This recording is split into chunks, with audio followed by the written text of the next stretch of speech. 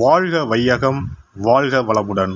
அனைத்து உறவுகளுக்கும் இனிய வணக்கம். நாம் இந்த பதிவில் வக்கர பயிற்சி அடையும் சனி பகவானால் ராசிக்காரர்களுக்கு ஏற்படும் சுப மற்றும் அசுப பலன்கள் என்ன என்பதனையும், அசுப பலன்கள் ஏற்படுமாயின் ராசிக்காரர்கள் செய்ய வேண்டிய பரிகாரங்கள் என்னென்ன, வழிபட வேண்டிய தெய்வம் யார் என்பதனை பற்றியும் விரிவாக காண்போம். உங்கள் வாழ்வில் வளமும் நலமும் செல்வ செழிப்பும் பெற்று வாழ்வில் உயரிய நிலையை அடைய எல்லாம் வல்ல இறைவனை வேண்டி விரும்பி கேட்டுக்கொள்கிறேன். வாழ்க்கையில் கஷ்டங்களை மட்டுமே சந்தித்த சில ராசிக்காரர்களின் வாழ்க்கையில் புது மலர்ச்சியை தரப்போகிறார் சனி பகவான். இந்த பயிற்சியின் போது சில ராசிக்காரர்களை வாழ்க்கையின் உச்சத்திற்கு கொண்டு செல்ல போகிறார். ஒருவர் செய்த கர்ம வினைகளுக்கு ஏற்ப பலாபலன்களை கொடுப்பவர் சனி பகவான். சனி பகவான் மனது வைத்தால் போதும், குப்பையில் இருப்பவர்கள் கூட கோபுரத்திற்கு செல்வார்கள். மன்னராக இருப்பவர்கள் கூட முடி துறந்து நாடு இழந்து நலன் போல அலைய வேண்டியதுதான். சிவனாக இருந்தாலும் யமனாக இருந்தாலும் சனியின் தண்டனையில் இருந்து தப்ப முடியாது. எல்லோருக்கும் ஒரே தீர்ப்புதான். அரசனை ஆண்டியாகவும் ஆண்டியை அரசனாகவும் மாற்றுவார். சனி பகவான் எல்லோருக்கும் கெடுதல் செய்ய மாட்டார். அவரவர் கர்ம வினைகளுக்கு ஏற்ப பலன்களை கொடுப்பவர். சனி பெயர்ச்சியால் யாருக்கெல்லாம் பாதிப்பாக இருந்ததோ அவர்களுக்கு சில நன்மைகள் நடைபெறப் போகிறது. சனி பெயர்ச்சியால் யாருக்கெல்லாம் சாதகமாக இருந்ததோ அவர்களுக்கு சில பாதிப்புகள் உண்டாகலாம்.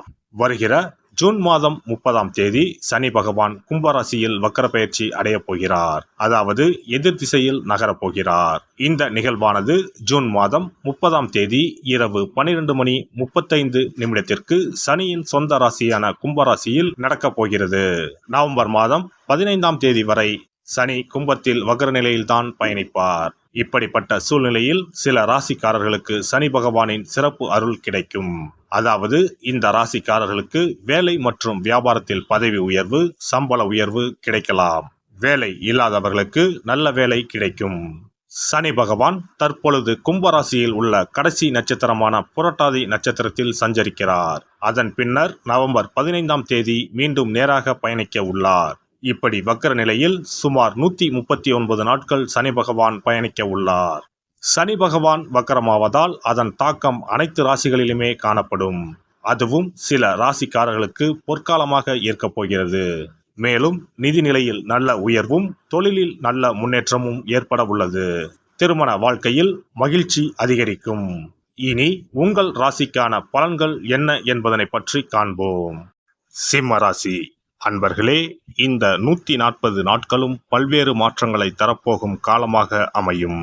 குடும்பத்தில் தேவையற்ற சச்சரவுகள் ஏற்பட வாய்ப்புள்ளதால் தேவையற்ற விவாதங்களை தவிர்ப்பது நல்லது. கணவன் மனைவிக்கு இடையே ஈகோ பிரச்சனைகளை தவிர்ப்பது நல்லது. வாழ்க்கை துணையின் ஆரோக்கியத்திலும் அக்கறை அவசியம். நீண்ட காலமாக குழந்தை பாக்கியம் எதிர்பார்த்து காத்திருந்தவர்களுக்கு குழந்தை பாக்கியம் ஏற்பட வாய்ப்புண்டு.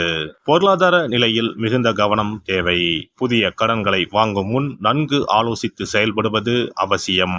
வெளியூர் வெளிநாடு செல்ல வாய்ப்பு உண்டாகும். என்றாலும் பயணத்தின் போது உடைமைகளை பத்திரமாக பார்த்து கொள்ள வேண்டியதும் அவசியம். அலுவலகத்தில் பணிச்சுமை அதிகரிக்கும். வியாபாரத்தில் லாபம் எதிர்பார்த்தபடி இருக்கும் என்றாலும் போட்டிகளும் அதிகரிக்கும். கொடுக்கல் வாங்கலில் கவனம் தேவை. பொருளாதாரத்தை பொறுத்தவரை தடைப்பட்ட தனவரவுகள் சிலருக்கு கிடைக்கும். ஞாபக மறதியினால் ஒரு சில இழப்புகள் நேரலாம். பணம் கொடுக்கல் வாங்கலை தவிர்ப்பது மேன்மையை ஏற்படுத்தும். பண விவகாரங்களில் புதுவிதமான அனுபவம் கிடைக்கும். ஆடம்பரமான செலவுகளை குறைத்து கொள்ளவும். உடன் இருப்பவர்களின் தன்மைகளை அறிந்து பொருளாதார உதவிகளை மேற்கொள்ளவும். உடல் ஆரோக்கியத்தை பொறுத்தவரை தலைவலி, பித்தம் போன்ற சிறு பிரச்சனைகள் வந்து சேரும். தூக்கமின்மை தொடர்பான பிரச்சனைகள் குறையும். தேவையற்ற சிந்தனைகளும் கற்பனைகளும் ஒருவிதமான பதற்றத்தை ஏற்படுத்தும். கணுக்கால், முழங்கால் ஆகியவற்றில் வலிகள் தோன்றி மறையும். ஆரோக்கியத்தில் அலட்சியத்தை காட்டாமல் ஆலோசனைகளை பெற்று செயல்படவும். பெண்களை பொறுத்தவரை மனதில் குடும்ப உறுப்பினர்கள் வித்தியாசமாக செயல்படுவது போல் தோன்றும். வாழ்க்கை துணையுடன் பேசும்போது கவனம் வேண்டும். இரு வீட்டார் இடத்திலும் உங்கள் மீதான மதிப்புகளில் மாற்றம் உண்டாகும். மனதிற்கு நெருக்கமானவர்கள் குடும்பத்தில் இணைவதற்கான சூழ்நிலைகள் உண்டாகும். மனதில் புதுவிதமான தன்னம்பிக்கை உண்டாகும். சோர்வுகள் நீங்கி புத்துணர்ச்சியுடன் செயல்படுவீர்கள். பெரியோர்களிடம் அனுசரித்து செல்லவும்.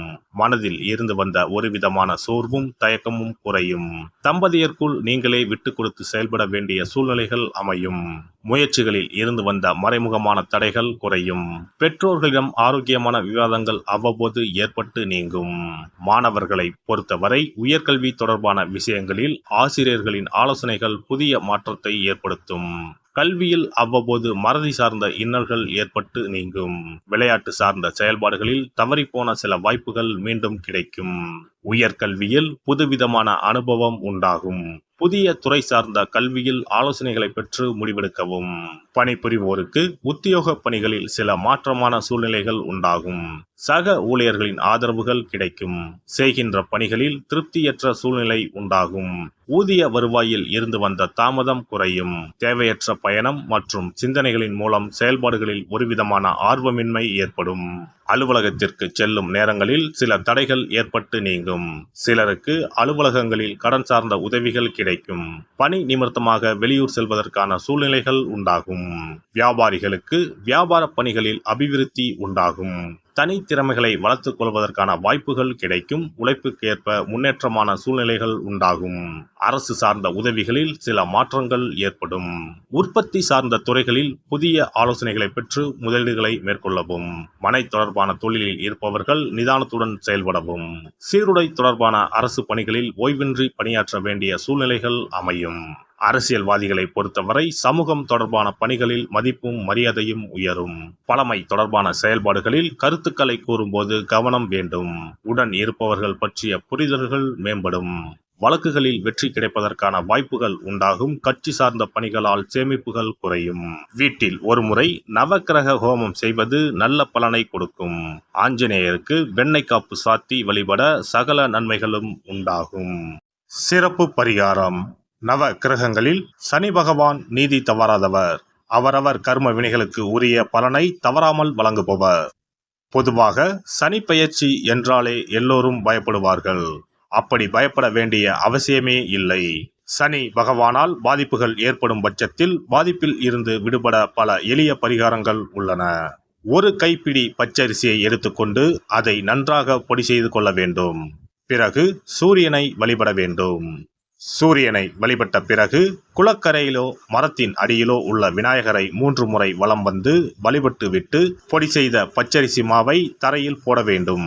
அப்படி போடும் மாவை எறும்புகள் எடுத்து செல்லும்.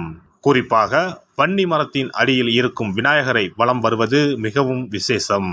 இந்த பரிகாரத்தை எப்போதுமே தொடர்ந்து செய்வது மிகவும் நல்லது. ஒருவருக்கு சனி தசை வந்துவிட்டால் அவருக்கு சந்தேக புத்தி வந்துவிடுகிறது. யார் சொல்வதையும் ஏற்றுக்கொள்ள மாட்டார்கள். குறிப்பாக அஷ்டமத்து சனி மிகவும் கஷ்டப்படுத்திவிடும். 7.5 சனியின் பாதிப்பை விடவும் அஷ்டமத்து சனி மிக அதிக பாதிப்பை ஏற்படுத்தும். அஷ்டம சனி நடப்பவர்கள் சனியினால் ஏற்படக்கூடிய பாதிப்புகளில் இருந்து விடுபட பின்கூறும் நியதிகளை கடைபிடித்தால் பாதிப்புகளின் தாக்கத்தில் இருந்து விடுபடலாம். சனி தசை நடக்கும்போது எந்த செயல் செய்தாலும் தாமதமாகும். அதற்காக கோபப்படக்கூடாது.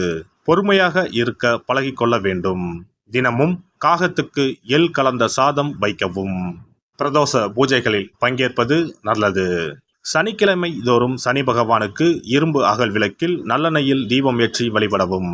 கருங்குவளை மலர்களால் சனி பகவானுக்கு அர்ச்சனை செய்து வரலாம். வன்னி மர இலைகளை மாலைகளாக தொடுத்து சிவபெருமானுக்கு சனிக்கிழமை தோறும் சாற்றி வணங்கி வழிபடவும்.